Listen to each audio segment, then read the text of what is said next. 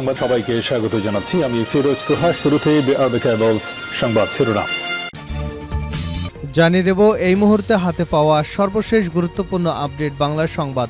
শুরুতেই থাকছে দ্রুত নির্বাচন দিন, নির্বাচিত প্রতিনিধি দেশ সংস্কার করবে। অল্প সময়ের মধ্যে নির্বাচন কমিশন সংস্কার করে নির্বাচন দেবার দাবি জানিয়েছেন বিএনপির স্থায়ী কমিটির সদস্য হাফিজউদ্দিন আহমেদ। তিনি বলেন, ভোটের পর নির্বাচিত জনপ্রতিনিধি দেশ সংস্কার করবে। সোমবার দুপুরে ঢাকা রিপোর্টার্স ইউনিটিতে 7 নভেম্বর আকাঙ্ক্ষা এবং আজকের রাজনীতির প্রেক্ষাপট শীর্ষক আলোচনা সভায় তিনি মন্তব্য করেছেন। এবারে জানাবো আসামি ছিনিয়ে নিতে পুলিশের উপর হামলা, আহত 4। বরগুনায় রিমান্ডে আসামিদের ছিনিয়ে নিতে পুলিশের উপর হামলার ঘটনা ঘটেছে। এ সময় পুলিশের 4 জন সদস্য সহ বরগুনা সদর হাসপাতালের 5 জন কর্মচারী আহত হয়েছেন। সোমবার দুপুরে বরগুনা সদর হাসপাতালে এ ঘটনা ঘটে। বরগুনা গোয়েন্দা শাখার ওসি বশিরুল আলম বিষয়টি নিশ্চিত করেছেন। জানাবো ফারুকীকে নিয়ে হেফাজতে ইসলামের কড়া বিবৃতি। চলচ্চিত্র পরিচালক মোস্তফা সারোয়ার ফারুকীকে অন্তর্বর্তী সরকারের সংস্কৃতি বিষয়ক উপদেষ্টা করায় তীব্র নিন্দা ও প্রতিবাদ জানিয়েছে হেফাজতে ইসলাম বাংলাদেশ। সোমবার হেফাজতের ঢাকা মহানগর শাখার সভাপতি মৌলানা জুনায়েদ আল হাবিব এবং সাধারণ সম্পাদক মৌলানা মামুনুল হক এক বিবৃতিতে এই নিন্দা ও প্রতিবাদ জানিয়েছেন। এদিকে বাংলাদেশিদের বের করে দেবার হুঁশিয়ারি বিজেপির সভাপতির। ভারতের ঝাড়খণ্ড থেকে অবৈধ বাংলাদেশিদের বের করে দেবার হুঁশিয়ারি দিয়েছেন দেশটির ক্ষমতাসীন দল বিজেপির সভাপতি জেপি নাড্ডা। ঝাড়খণ্ডের পালামৌতে এক জনসভায় দেওয়া ভাষণে তিনি বলেন, ঝাড়খণ্ডে বিজেপি ক্ষমতা এলে প্রত্যেক বাংলাদেশি অনুপ্রবেশকারীকে বের করে দেওয়া হবে। যেসব অনুপ্রবেশকারী ঝাড়খণ্ডের স্থানীয় নারীদের বিয়ে করেছেন তাদের সন্তানদের আদিবাসী অধিকার দেওয়া হবে না। ভারতীয় সংবাদ মাধ্যম টাইমস অফ ইন্ডিয়ার এক প্রতিবেদনে এ তথ্য জানা গেছে। এবারে থাকছে লক্ষ্মীপুর 4 আসন, রবকে ঘিরে ফুরফুরে জেএসডি সহ বিএনপির একাংশ। লক্ষ্মীপুর 4, রামগতি এবং কমলনগর আসনে আগাম নির্বাচনী হাওয়া বইছে। এটি প্রবীণ রাজনীতিক ডাকসুর সাবেক ভিপি, স্বাধীনতার পতাকা উত্তোলক আসমা আব্দুর রবের আসন বলে খ্যাতি রয়েছে। এই আসন থেকে আসমা আব্দুর রব 1986, 1988 এবং 1996 সালে সংসদ সদস্য নির্বাচিত হয়েছিলেন। দায়িত্ব পালন করেন গুরুত্বপূর্ণ মন্ত্রণালয়ে। সম্প্রতি বিএনপির পক্ষ থেকে আসমা রবকে স্পেস প্রদান মর্মে পাঠানো চিঠিকে ঘিরে তৈরি হয়েছে নতুন আমেজ। এবং সর্বশেষ জানাবো আন্তর্জাতিক সংবাদ। ইরান সৌদির সম্পর্ক কি ঠিক হবে? কয়েক দশক ধরে দুদেশের মধ্যে চলছে বৈরী সম্পর্ক। তবে সৌদি আরব এবং ইরান বুঝতে পারছে সম্পর্ক স্বাভাবিক থাকলে দুদেশের স্বার্থই রক্ষা করতে পারে। গত বছর চীনের মধ্যস্থতায় কূটনৈতিক সম্পর্ক পুনঃস্থাপনের পর দেশ দুটির মধ্যে বরফ গলতে শুরু করেছে। তাদের সাম্প্রতিক সময় কূটনৈতিক আদান প্রদান এমন ইঙ্গিত দেয় যে সম্পর্ক গভীর করতে চায় তারা। ইতিমধ্যে ইরানের পররাষ্ট্রমন্ত্রী আব্বাস আরগচির সর্বশেষ সৌদি সফরে সৌদি আরবের যুবরাজ মোহাম্মদ বিন সালমানের সঙ্গে সাক্ষাৎ করেন। এই দেশ দুটির বৈরী সম্পর্ক ইতিহাসে বেশ পুরনো। তবে বলা যেতে পারে 1979 সালের ইরান বিপ্লবের পর থেকেই এমন সম্পর্ক বিরাজ করছে। কয়েক দশকের পরিস্থিতি বিবেচনা নিয়ে বলা যায় সম্পর্ক পুনঃস্থাপনে দুদেশের এই চেষ্টা খুবই নতুন এবং রাজনৈতিক প্রেক্ষাপট। এতক্ষণ শিরোনাম শুনছিলেন, এবার বিস্তারিত। প্রিয় দর্শক, আপনি যদি এই চ্যানেলে নতুন হয়ে থাকেন, ভিডিওটি দেখতে দেখতে চ্যানেলটি সাবস্ক্রাইব করে আমাদের সঙ্গে থাকুন। আর এই ভিডিও সম্পর্কে আপনি আপনার মূল্যবান মতামতটি কমেন্ট বক্সে জানিয়ে দিন। আর হ্যাঁ প্রিয় দর্শক, জানিয়ে দিন ভিডিওটি কোথা থেকে দেখছেন। দ্রুত নির্বাচন দিন, নির্বাচিত প্রতিনিধি দেশ সংস্কার করবে মেজর হাফিজ। অল্প সময়ের মধ্যে নির্বাচন কমিশন সংস্কার করে নির্বাচন দেওয়ার দাবি জানিয়েছেন বিএনপির স্থায়ী কমিটির সদস্য হাফিজউদ্দিন আহমেদ। তিনি বলেন, ভোটের পর নির্বাচিত জনপ্রতিনিধি দেশ সংস্কার করবে। সোমবার দুপুরে ঢাকা রিপোর্টার্স ইউনিটিতে 7 নভেম্বর আকাঙ্ক্ষা এবং আজকের রাজনীতির প্রেক্ষাপট শীর্ষক আলোচনা সভায় তিনি মন্তব্য করেছেন। তিনি বলেন, বৈষম্য বিরোধী আন্দোলনের নেতারা গণতান্ত্রিক সমাজ বিনির্মাণে তারা হয়তো ভাবে 2-1টা মিছিল করলে দেশ ঠিক হয়ে যাবে। এগুলো তাদের গুরুরা হয়তো শেখায়। হাফিজ বলেন, 16 বছর আওয়ামী লীগের মিছিল ছিল ভয়াবহ দুঃশাসন। এই দলের নেতাদের কাজ ছিল শেখ মুজিব এবং তার পরিবারের গুণগান গাওয়া, অর্থ লুটপাট করা, সেটি পাচার করা।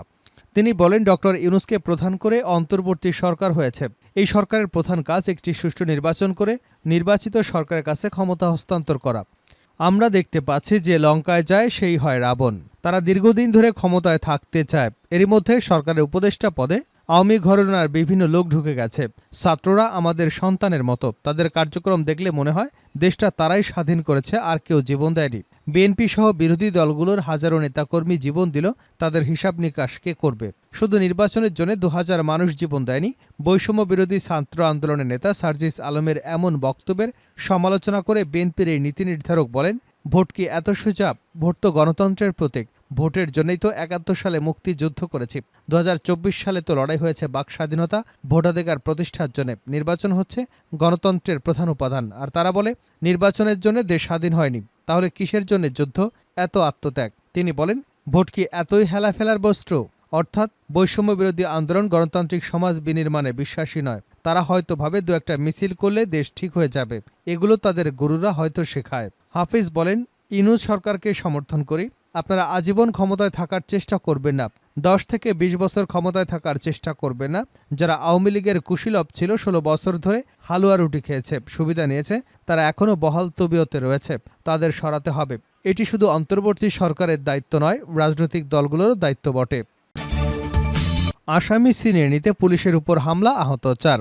বরগুনায় রিমান্ডের আসামিদের ছিনিয়ে নিতে পুলিশের উপর হামলার ঘটনা ঘটেছে। এ সময় পুলিশের 4 জন সদস্যসহ বরগুনা সদর হাসপাতালের 5 জন কর্মচারী আহত হয়েছেন। সোমবার দুপুরে বরগুনা সদর হাসপাতালে এ ঘটনা ঘটে। বরগুনা গোয়েন্দা শাখার ওসি বশিরুল আলম বিষয়টি নিশ্চিত করেছেন। পুলিশ সূত্রে জানা যায়, গত 20 অক্টোবর তালতলী উপজেলা বিএনপির কার্যালয় এবং তালতলী উপজেলা জিয়া মঞ্চের কার্যালয়ে ভাঙচুর করেন তালতলী উপজেলা ছাত্রদলের বহিষ্কৃত ছাত্রনেতা মোহাম্মদ মিজান ওরফে চাট মিজান সহ তার অনুসারীরা। এ ঘটনায় দ্রুত বিচার আইনে তালতলী থানায় মামলা করেন তালতলী উপজেলা জিয়া মঞ্চের আহ্বায়ক জাকির খলিফা। পরে মামলার এজাহার অনুযায়ী আসামিদের গ্রেপ্তার করে আদালতে তোলা হলে টাসমিজান সহ 7 আসামির রিমান্ড মঞ্জুর করা হয়। রিমান্ডে নেওয়ার আগে আসামিদের স্বাস্থ্য পরীক্ষার জন্য সোমবার দুপুরে হাসপাতালে নিয়ে যান মামলার তদন্ত কর্মকর্তা এসআই শহীদুল ইসলাম। এ সময় আসামি পক্ষের লোকজন পুলিশের উপর হামলা করে আসামি ছিনিয়ে নেবার চেষ্টা করে।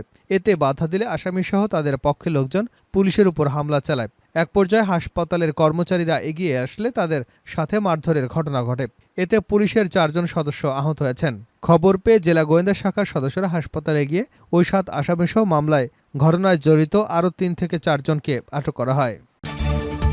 ফারুকীকে নিয়ে হেফাজতে ইসলামের কড়া বিবৃতি। চলচ্চিত্র পরিচালক মোস্তফা সরওয়ার ফারুকীকে অন্তর্বর্তী সরকারের সংস্কৃতি বিষয়ক উপদেষ্টা করায় তীব্র নিন্দা ও প্রতিবাদ জানিয়েছে হেফাজতে ইসলাম বাংলাদেশ। আজ সোমবার হেফাজতের ঢাকা মহানগর শাখার সভাপতি মাওলানা জুনায়েদ আল হাবিব এবং সাধারণ সম্পাদক মাওলানা মামুনুল হক এক বিবৃতিতে এই নিন্দা ও প্রতিবাদ জানিয়েছেন। বিবৃতিতে বলা হয়, চলচ্চিত্র পরিচালক মোস্তফা সরওয়ার ফারুকীকে সংস্কৃতি বিষয়ক উপদেষ্টা অন্তর্ভুক্ত করায় আমরা হতবাক হয়েছি। সে হেফাজতে আমির শাইকুল ইসলাম আল্লামা শাহ আহমদ শফি রহমতুল্লাহ আলাইকে তেতুল হুজুর বলে ব্যঙ্গ করে চরম ধৃষ্টতা দেখিয়েছে, যা ক্ষমার অযোগ্য। তাকে উপদেষ্টা হিসেবে নিয়োগ দেওয়ায় হেফাজতে ইসলাম বাংলাদেশ তীব্র নিন্দা ও প্রতিবাদ জানাচ্ছে। তারা বলেন, বিগত সরকার মুজিবাদকে পুঁজি করে একটি ফ্যাসিস্ট শাসন ব্যবস্থা প্রতিষ্ঠা করেছিল। ছাত্র জনতার গণঅভ্যুত্থানের মাধ্যমে সেই জালিম শাসক গোষ্ঠীর পতন নিশ্চিত হয়। মোস্তফা সরওয়ার ফারুকী সহ একাধিক উপদেষ্টা সেই পতিত আওয়ামী সরকারের দোসর। বিভিন্ন সময় তিনি সামাজিক যোগাযোগ মাধ্যম সহ নানা উপায়ে শেখ হাসিনার সরকারের প্রশংসা করেছেন এবং সমর্থন জুগিয়েছেন। এছাড়া সজীব ওয়াজেদ জয়ের ঘনিষ্ঠ সাবেক তথ্য প্রযুক্তি মন্ত্রী জুনায়েদ আহমেদ পলক সহ ফ্যাসিস্ট সরকারের একাধিক নেতার সঙ্গে তার ঘনিষ্ঠ সম্পর্ক ছিল। এতে আরও বলা হয়, দুঃখের বিষয় হলো এই সরকার ফ্যাসিবাদের পুনর্বাসনে সক্রিয় হয়ে উঠেছে। যারা আমাদের ভাইদের হত্যা করেছিল তাদের বিচার এখনও হয়নি। এর বদলে যারা আওয়ামী ফ্যাসিবাদকে পুনর্বাসনের চেষ্টা চালাচ্ছে, অন্তর্বর্তী সরকারকে দ্ব্যর্থহীন ভাষায় বলতে চাই, আমাদের সন্তানরা জীবন দিয়ে ফ্যাসিবাদকে পরাজিত করেছে। ফ্যাসিবাদকে পুনর্বাসনের চেষ্টা করলে এদেশের আপামার তৌহিদি জনতা আপনাদেরকেও ক্ষমা করবে না। এতে আরও বলা হয়, দেশে কি যোগ্যতা সম্পন্ন লোকের অভাব পড়েছে? ফারুকের মতো একজন নাট্যকারকে কোন চুক্তিতে উপদেষ্টা নিয়োগ দেওয়া হয়েছে তা দেশবাসী জানতে চায়। আমাদের বক্তব্য স্পষ্ট, শাহবাগীদের অনুসারী, সমকামিতার পৃষ্ঠপোষক, ফ্যাসিস্টদের দোসর কাউকে আমরা উপদেষ্টা পরিষদে দেখতে চাই না। শহীদ ভাইদের রক্তের সঙ্গে বেইমানি করে কোনো সিদ্ধান্ত গ্রহণ করলে কখনই তা মেনে নেওয়া হবে না। বাংলাদেশিদের বের করে দেবার হুঁশিয়ারি বিজেপির সভাপতির। ভারতের ঝাড়খণ্ড থেকে অবৈধ বাংলাদেশিদের বের করে দেবার হুঁশিয়ারি দিয়েছে দেশটির ক্ষমতাসীন দল বিজেপির সভাপতি জেপি নাড্ডা। ঝাড়খণ্ডের পালামৌতে এক জনসভায় দেওয়া ভাষণে তিনি বলেন, ঝাড়খণ্ডে বিজেপি ক্ষমতা এলে প্রত্যেক বাংলাদেশি অনুপ্রবেশকারীকে বের করে দেওয়া হবে। যেসব অনুপ্রবেশকারী ঝাড়খণ্ডের স্থানীয় নারীদের বিয়ে করেছেন তাদের সন্তানদের আদিবাসী অধিকার দেওয়া হবে না। ভারতীয় সংবাদ মাধ্যম টাইমস অফ ইন্ডিয়ার এক প্রতিবেদন থেকে এ তথ্য জানা গেছে। কেন্দ্রীয় এই মন্ত্রী বলেন, প্রত্যেক বাংলাদেশি অনুপ্রবেশকারীদের ঝাড়খণ্ড থেকে ঝেঁটিয়ে বিদায় করা হবে। তারা আমাদের স্থানীয় আদিবাসী বোনদের বিয়ে করে আদিবাসী জমির অধিকার পেতে চায়। তাদের সে ইচ্ছা পূরণ হবে না। তাদের কখনই আদিবাসী অধিকার দেওয়া হবে না, এমনকি তাদের সন্তানদের আদিবাসী অধিকার দেওয়া হবে না।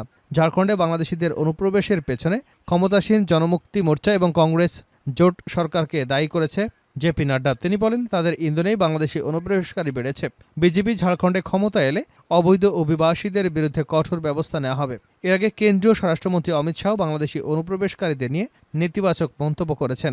গত সেপ্টেম্বরে ঝাড়খণ্ডে এক নির্বাচনী জনসভায় তিনি বলেছিলেন, ঝাড়খণ্ড রাজ্যে বিজেপি সরকার গড়তে পারলে বাংলাদেশি অনুপ্রবেশকারীদের উল্টো করে ঝুলিয়ে রাখা হবে।